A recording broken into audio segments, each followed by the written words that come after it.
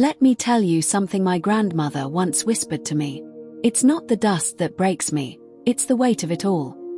She wasn't talking about housework, she was talking about how clutter and cleaning had become overwhelming in her life. And yet, the 7 simple cleaning hacks I'm about to share didn't just restore order in her home, they saved her peace of mind. Stay with me until the very end, because hack number 7 is the one most seniors overlook, and it completely changed her life. For seniors, cleaning isn't just about tidiness. It's about control, dignity, peace. A study from UCLA showed that cluttered homes increase cortisol levels, the stress hormone, leaving people anxious without even realizing why. On the other hand, clean, organized spaces bring a sense of calm and focus. My grandmother, Clara, 76 years old, widowed, and a retired seamstress, lived this reality. After my grandfather passed, housework slowly slipped away. What once took her minutes felt like mountains. One day she sighed and told me, "It feels like my house is shouting at me." This is her story, and these are the hacks that changed everything. Clara started with just 15 minutes a day. No marathon cleaning, no endless lists. One drawer, one counter, one corner. That was enough. Why does this work? Psychologists call it the micro-habit effect.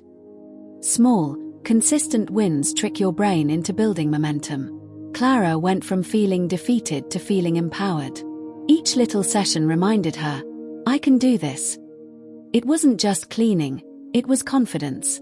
Clara placed a basket by her front door.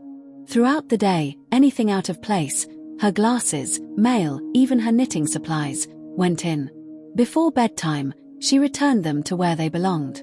It stopped the frantic pacing around the house searching for lost items. She told me, "My mornings feel calmer now.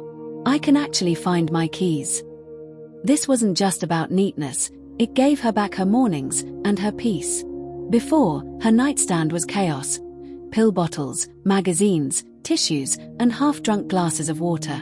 We cleared it down to just a lamp, one book, and a water glass. That night she said she slept deeper than she had in years. Science agrees. Clutter in sleep spaces distracts the brain and makes it harder to relax. By simplifying her nightstand, she simplified her sleep.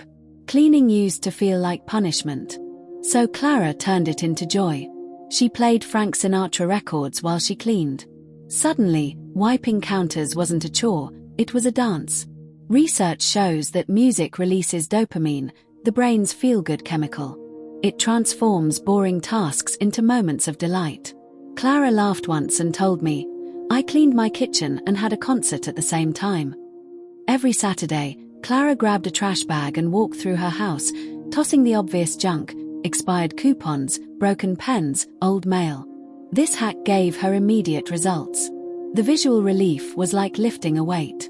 She said, "I didn't realize how many small things were dragging me down." Science calls this visual noise. Every unnecessary item competes for your brain's attention. Removing it restores mental clarity. The hardest part for Clara was sentimental clutter. She had stacks of birthday cards, her kids' clothes, and piles of old photos. The solution? A single decorative memory box. She chose her most treasured items, a wedding invitation, a baby blanket, her late husband's watch, and let the rest go. She cried at first, but later told me, "Now when I open that box, I feel love, not guilt." Psychologists confirm this. When we keep fewer sentimental items, the ones we choose become more meaningful. Her kitchen counter was always piled with groceries, unopened mail, and dishes. It was the heart of her home, but it had become a source of stress. We created a rule: nothing stays unless it's used daily. Suddenly, her counter became a space for cooking and joy again. She told me, smiling while stirring tea, "It feels like my kitchen is breathing." Each hack was simple, but the real power was emotional. The 15-minute miracle gave her confidence. The basket brought peace to her mornings. The nightstand reset gave her back her sleep. The music gave her joy. The trash bag lifted weight. The memory box gave her dignity. The counter rule gave her calm. Together, they restored her spirit. Here's the truth. Clutter isn't just mess. It's stress. it's exhaustion, it's defeat.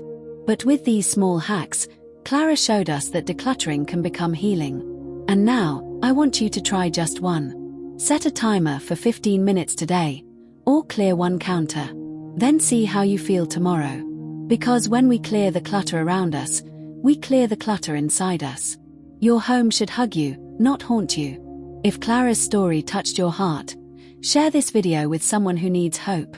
And don't forget to subscribe for more stories, strategies, and encouragement.